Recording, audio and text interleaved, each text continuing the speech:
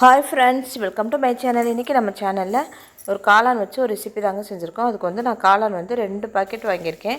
அதுக்கு வந்து பெரிய வெங்காயம், நான் ஒரு மீடியம் சைஸ் வெங்காயம் 4 வெங்காயம் நல்லா நைஸாக கட் பண்ணி எடுத்திருக்கேன். அதுக்கப்புறம் ஒரு கடாயில் எண்ணெய் ஊற்றி எண்ணெய் காய்ஞ்சதும் பட்டை, பிரியாணி இலை போட்டு சோம்பு பொரிஞ்சதுக்கப்புறம் நான் வந்து வெங்காயம் போட்டிருக்கேன். வெங்காயம் போட்டு வெங்காயத்தை நல்லா பொன்னிறமாக, ரொம்ப பொன்னிறமாகணும் இல்லை, ஆனால் ஒரு 70% நம்மளுக்கு நல்லா வதங்கி வரணும். அப்போ தான் நம்மளுக்கு இந்த டிஷ் நல்லாயிருக்கும். அதனால் நல்லா வெங்காயத்தை நம்ம கொஞ்சம் பொறுமையாக வதக்கிக்கணும். வெங்காயம் நல்லா வதங்கி வரணும். அதுக்கப்புறம் இதில் வந்து வெங்காயத்தில் வந்து நம்ம இஞ்சி பூண்டு பேஸ்ட்டு சேர்த்துக்கணும். அதே மாதிரி தக்காளி, பெரிய தக்காளி ஒரு தக்காளி சேர்த்துக்கிட்டா போதும். ரொம்ப பெருசும் இல்லை, கொஞ்சம் மீடியம் சைஸ் தான். ஒரு தக்காளி மட்டும் தான் நான் சேர்த்துருக்கேன். அதை நல்லா நம்ம நைஸாக கட் பண்ணிவிட்டு சேர்த்துக்கலாம். அதே மாதிரி தக்காளி வதங்குறதுக்கு கொஞ்சம் கல்லுப்பு போட்டோம் அப்படின்னா தக்காளி வெங்காயம் எல்லாமே நல்லா வதங்கி வந்துடும். இந்த ஸ்டேஜில் நான் ஒரு ஸ்பூன் அளவுக்கு இஞ்சி பூண்டு பேஸ்ட்டும் சேர்த்து அதனோட பச்சை ஸ்மெல்லும் போகிற அளவுக்கு நம்ம நல்லா அந்த எண்ணெயிலே வதக்கிக்கணும். இது எல்லாம் நல்லா வதங்கி வந்ததுக்கப்புறம் தான் நம்ம மசாலாலாம் சேர்க்கணும்.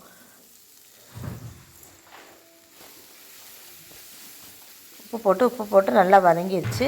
இப்போ வந்து நம்ம மசாலாலாம் 1 பை 1 சேர்த்துக்கலாம். கொஞ்சம் மஞ்சத்தூள் சேர்த்துக்கணும், கண்டிப்பாக மஞ்சத்தூள் சேர்த்துக்கணும்.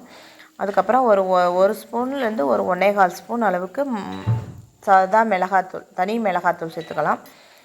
ஒரு 2 ஸ்பூன்லேருந்து 2.5 ஸ்பூன் வரைக்கும் மல்லித்தூள் சேர்த்துக்கலாம். மல்லித்தூள் சேர்த்துக்கிட்டோம்னாதே கிரேவி நம்மளுக்கு கிடைக்கும். மல்லித்தூள் நம்ம கூடவே சேர்த்துக்கலாம். எல்லாமே வீட்டில் அரைச்சது தான். இது உங்கள்கிட்ட குழம்பு மிளகாத்தூள் இருக்குது அப்படின்னா அதே நீங்கள் 3 ஸ்பூன்லேருந்து 3.5 ஸ்பூன் வரைக்கும் சேர்த்துக்கலாம். தாராளமாக 4 ஸ்பூன் சேர்த்துக்கலாம். சேர்த்துட்டு கொஞ்சம் கரம் மசாலா தூள் கண்டிப்பாக போடுங்க. போட்டுட்டு நல்லா மிக்ஸ் பண்ணிவிட்டு இந்த எண்ணெயிலே ஒரு நிமிஷமாவது வதங்கினதுக்கப்புறம் தேவையான அளவு தண்ணி ஊற்றுங்க. தண்ணி ரொம்ப ஊற்ற வேண்டாம், காளான்லேயே நிறைய தண்ணி விடும். அதனால் தண்ணி கொஞ்சம் குறைச்சி ஊற்றுங்க.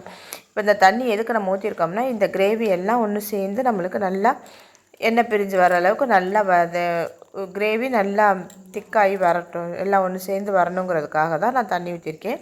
இதேமாரி காளானை வாங்கி இந்த மாதிரி நான் 4ஆக தான் கட் பண்ணியிருக்கேன். ரொம்ப சின்ன பீஸெல்லாம் கட் பண்ணலை. கட் பண்ணிவிட்டு நல்லா 2-3 தடவை நல்லா வாஷ் பண்ணிடுங்க. மண் நிறைய இருக்கும். அதே மாதிரி அதில் மஞ்சத்தூள் போட்டு வாஷ் பண்ணிடுங்க, அதுவும் நல்லது தான். நான் அந்த மாதிரி தான் பண்ணி எடுத்து வச்சுருக்கேன். இன்னும் கொஞ்சம் தண்ணி வற்றட்டும். ஏன்னா நம்ம காளான் போட்டோம்னா கொஞ்சம் தண்ணி விடும். ஸோ அதனால் நல்லா தண்ணி வற்றினதுக்கப்புறமே நம்ம நல்லா போடலாம். எண்ணெய் பிரித்து வரட்டும். இது அப்போ வந்ததுக்கப்புறம் போடலாம். அதில் வந்து நம்ம கருவேப்பிலை மட்டும் சேர்த்துக்கிறேன். பாருங்கள், எண்ணெய் பிரிஞ்சு வந்துருச்சு. இப்போ கருவேப்பிலை மட்டும் சேர்த்துட்டேன். இப்போ ரொம்ப தண்ணி இல்லை. இப்போ இந்த ஸ்டேஜில் நான் காளானை இதில் சேர்த்துக்க போகிறேன். காளான் இதில் சேர்த்துட்டு நல்லா மிக்ஸ் பண்ணி கொடுக்கணும். காளான் எல்லா பக்கமும் நல்லா இந்த கிரேவி படுற அளவுக்கு நம்ம நல்லா மசாலாலாம் ஒன்று சேர்ந்து வர்ற மாதிரி நல்லா மிக்ஸ் பண்ணி விடணும். அவ்வளோதாங்க. மிக்ஸ் பண்ணி விட்டுட்டு காளான்லாம் ரொம்ப நேரம் வேகணும்னு கட்டாயம் கிடையாது. ஒரு 5லேருந்து 7 நிமிஷம் வெந்தாலே போதும். காளான்லாம் சட்டுன்னு வெந்துடும். அதனால் ஒரு 10 நிமிஷத்துக்கு மேலே வேக வேண்டாம். மீடியம் ஃப்ளேமில் வச்சு வேக வச்சாலே போதும். நம்ம நல்லா எல்லா பக்கமும் அந்த மசாலா படுற அளவுக்கு நல்லா மிக்ஸ் பண்ணி கொடுத்துட்டு நம்ம ஒரு மூடி போட்டு மூடி வேக வச்சோம் அப்படின்னா நல்லா வெந்து வந்துடும்.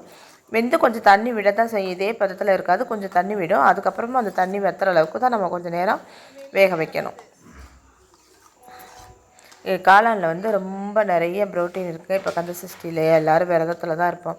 ஸோ அப்புறம் நம்ம நான்வெஜ் வேலை சாப்பிடணும் அப்படின்னு நினைக்கும் போது இந்த மாதிரி காளான், பன்னீர் இதெல்லாம் நம்மளுக்கு ஒரு நல்ல சைடிஷ்ஷாக இருக்கும். ட்ரை பண்ணி பாருங்கள். காளானில் நிறைய ப்ரோட்டீன் இருக்குங்க. அதனால் காளான்லாம் கிடைக்கும்போது இந்த மாதிரி சந்தர்ப்பத்தில் நம்ம வாங்கி அது இடையில சாப்பிட்டுக்கலாம். இந்த கிரேவி வந்து சப்பாத்திக்கும் நல்லாயிருக்கும், சாப்பாட்டுக்கும் நல்லாயிருக்கும்.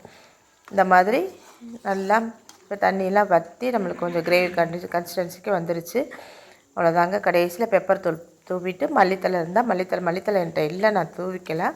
நீங்கள் மல்லித்தலை கண்டிப்பாக கம்பல்சரி கடைசியில் மல்லித்தலை கட் பண்ணி போட்டிங்கன்னா செமையான டேஸ்ட்டில் சூப்பராக இருக்குங்க. சூப்பரான காளான் பெப்பர் மசாலா ரெடி ஆகிடுச்சு.